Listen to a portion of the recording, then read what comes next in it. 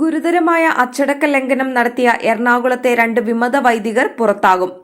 ഇവർക്കെതിരെ പുറത്താക്കൽ നടപടിയുടെ ആദ്യപടിയായി apostolic administrator Mar Bosco Puthur കാരണം കാണിക്കൽ നോട്ടീസ് നൽകിയതായി അറിയുന്നു. അറിയപ്പെടുന്ന വിമത നേതാവും എറണാകുളം സെന്റ് മേരീസ് കത്തീഡ്രൽ ബസിലിക്കയുടെ മുൻ അഡ്മിനിസ്ട്രേറ്റർ ഫാദർ വർഗീസ് മണവാളനാണ് ഇതിൽ ഒരാൾ. പാലാരിവട്ടം പള്ളി മുൻ വികാരി ഫാദർ തോമസ് വാളൂക്കാരനും പുറത്താകും. ഇരുവരെയും അപ്പസ്തോലിക് അഡ്മിനിസ്ട്രേറ്റർ ചുമതലകളിൽ നിന്ന് കഴിഞ്ഞ ദിവസം മാറ്റിയിരുന്നു. ഇതിൽ ഫാദർ വർഗീസ് മണവാളനെ ചുണങ്ങമ്പേലി പള്ളി വികാരിയായാണ് മാറ്റി നിയമിച്ചത്. തങ്ങളെ ചുമതലകളിൽ നിന്ന് മാറ്റിയത് ചോദ്യം ചെയ്ത് ഇത് സ്റ്റേ ചെയ്യണമെന്ന് ആവശ്യപ്പെട്ട് ഇരുവരും എറണാകുളം മുൻസിഫ് കോടതിയെ സമീപിച്ചിരുന്നു. എന്നാൽ കോടതി സ്റ്റേ അനുവദിച്ചില്ല. പകരം ഇവരുടെ വാദം കേൾക്കാൻ തയ്യാറായിട്ടുണ്ട്.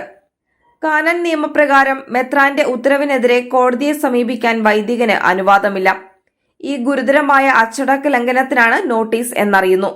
കാനന 147(1) പ്രകാരം ഏതൊരു മേലധ്യക്ഷനെതിരെയും ഉപജാപം നടത്തുകയോ വിദ്വേഷം വളർത്തുകയോ അദ്ദേഹത്തിന്റെ അധീനരെ അനുസരണക്കേടിന് പ്രേരിപ്പിക്കുകയോ ചെയ്യുന്നയാൾ പ്രത്യേകിച്ചും പാത്രിയാർക്കീസിനോ റോമൻ മാർപ്പാപ്പയ്ക്ക് പോലുമോ എതിരെ ആണെങ്കിൽ വലിയ മഹറോൻ ശിക്ഷ പോലും ഒഴിവാക്കാതെ തന്നെ അനുയോജ്യമായി ശിക്ഷിക്കപ്പെടേണ്ടതാണ്.